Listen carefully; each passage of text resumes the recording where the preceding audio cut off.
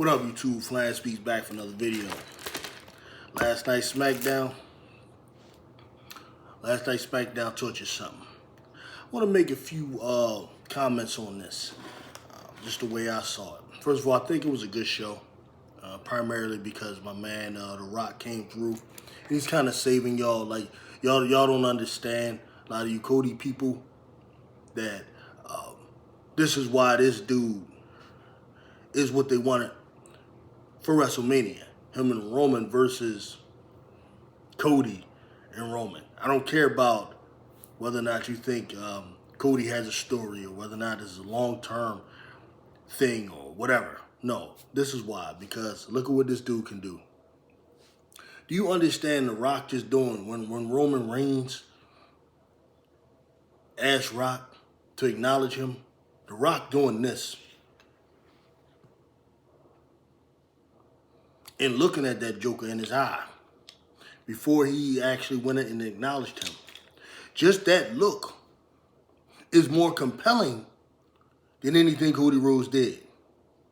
All right, Monday night, Cody Rhodes actually got my attention a little bit when he snapped out and he was talking about, I'm ready to take on whoever, I'm coming after them on Raw. I thought that was pretty good for Cody. But that's the most you get from the guy. You know what I mean?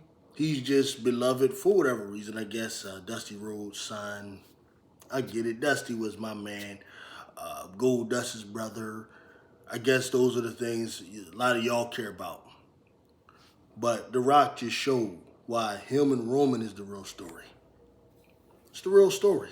I care way more about what's going to happen with that. And Cody and Seth is just a side piece story, man. Side piece story. That segment was phenomenal. With regards to the rest of the show, you fans are weird. You fans are really weird. The second or third match, which was between Naomi and Tiffany Stratton. Listen, I knew Tiffany Stratton was going to win the match. Tiffany Stratton is getting a big push, partially because Charlotte Flair is out, so you got to have someone kind of replace her. Tiffany Stratton is kind of like the next one up, and she's phenomenal at what she does as far as being a heel, being annoying, being aloof, reminding you of the show Clueless, you know, the mean girls, you know, chick that just thinks she's all that, you know, in the locker room, and she's a bully versus people with low self-esteem, you know, the whole nine. That's her character. And she's great at it, and she's very good in the ring. Right, so I get pushing her up. I get having her defeat Naomi. I don't have a problem with that. Like, Naomi is someone that is beloved by the fans, at least some of the fan base anyway. But she's been around for a while. She's not going to get that push right now. It's just not going to happen. So I'm not even tripping about that. But what I am tripping about is them fans. Listen. What makes wrestling go, what makes it tick, or what has throughout its history, is you have the presence of the heel versus the face. And this is just a formula that works in all of cinema, in all of pretty much even in sports in general. One could argue that in sports, organic sports, it doesn't really necessarily matter, like boxing, like football, like basketball. You don't necessarily have to have heels and faces. However, wrestling is scripted. And because it's scripted, the emphasis has to be on storylines. And storylines, for the most part, require good guy, bad guy.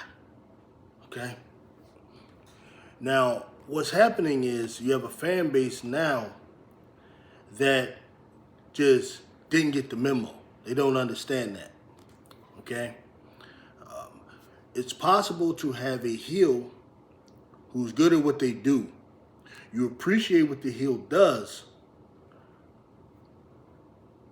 while at the same time knowing that it's inappropriate to go out there and cheer for the heel.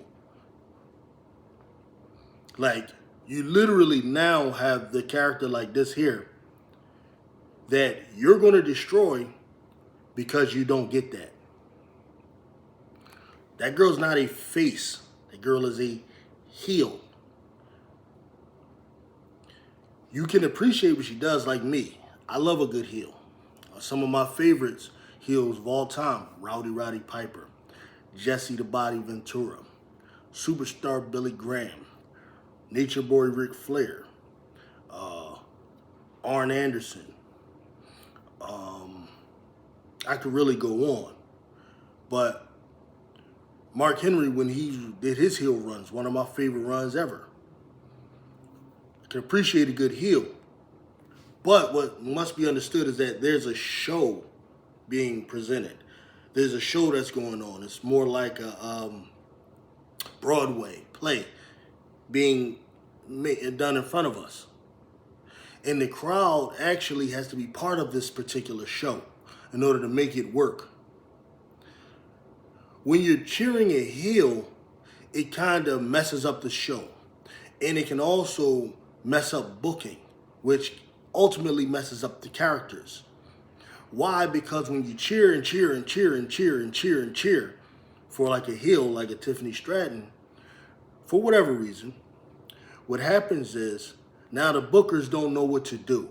Now Triple H is like, damn, should I make her a heel or should I make her a face? Then he goes around and makes her a face, and then once she's a face, her whole character doesn't work. Do you understand, weirdos? Her whole character doesn't work. So the way you're supposed to help to allow the show to succeed, your part that you're supposed to play, is that though you understand Tiffany's going to win, you're supposed to cheer on Naomi. That's what you're supposed to do in that situation so that the show works out well. Okay? Okay, weirdos? Like I said, back in the day, Roddy Piper to me was actually more entertaining than Hulk Hogan. But if I'm going to go to the show, you're supposed to give Roddy Piper the boos. You're not supposed to cheer Roddy Piper. You're supposed to just give Hulk Hogan the boos because that's part of your that's the role you play as a fan there in the overall show. Right? Show some decency. Right? That's what we're supposed to do. But you acknowledge the person is good for what they're doing. But I don't know what it is. I don't know if you guys just like the way you're just you just physically attracted to Tiffany Stratton. Is that what it is? So you got to cheer her? No, she's supposed to get boos. The boos is what she's looking for as a heel. Like when she's not getting the boos, that's almost like saying she's not doing a good job at what she's doing. You get it? The heel is out there to get boos, and the face is out there to get cheers. The role you should play, just cheer the faces. Boo the heels. That's how you actually help the person. And that's how you actually help the show. That's how you actually help the business. And this is part of the problem we're running into right now. That there are certain characters that booking doesn't know what to do with. And unfortunately, they're listening to you people. Like Charlotte Flair, our whole character is pretty much, I'm not going to say it's destroyed, but it isn't what it could be. Because they don't know whether or not they want to make her a face, whether or not they want to make her a heel. So one day she'll go out there and she'll just be this face that acts like she's vulnerable and everything, and then turn around and do some heel stuff. She'll just cheat and to win something. And then it's like, what are we doing? Okay? Trust me, it's a timeless formula. And I've heard the argument of some of the content creators out there are saying, what it is the fans want complex storylines and complex characters that are conflicted and this and that. And I get that, that's fine. But ultimately, you still have to be either a heel or a face. That's just the methodology for thousands of years when it comes to storytelling that ultimately works. Now, the hero can be a conflicted person. You can have the anti-hero trope of like a Wolverine, for example, in Marvel, and people still love him. But at the end of the day, Wolverine's going to do the right thing. Whereas with the heel, like a Dr. Doom, he can be conflicted in that Dr. Dill can love someone, can love a woman or something like that. But at the end of the day, you know he's going to succumb to the worst part of himself because that's essentially his role. And I'm saying to save this industry, to save this, you have to maintain that. You have to maintain the integrity of that. I'm telling you, the girl Tiffany Stratton becomes a face, she will become irrelevant. She'll be nothing but another Alexa Bliss. She'll be nothing but another Liv Morgan, okay? Who I'm trying to like, but like you fans messed up the Australian thing. When Liv Morgan exits Tiffany Stratton, who she's supposed to be doing that to Tiffany right now. Tiffany can't come through just beating every damn body, right? So when she exits her out, you're booing Liv Morgan now. Like, some weird fans, man. And it's because you just didn't get the memo. So I'm a little concerned about that. Because I'm telling you, ultimately, you're going to destroy the character.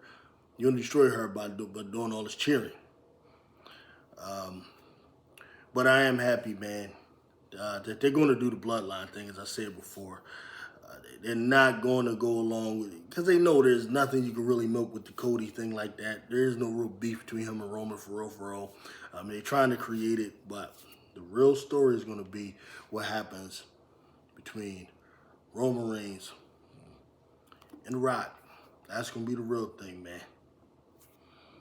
Peace.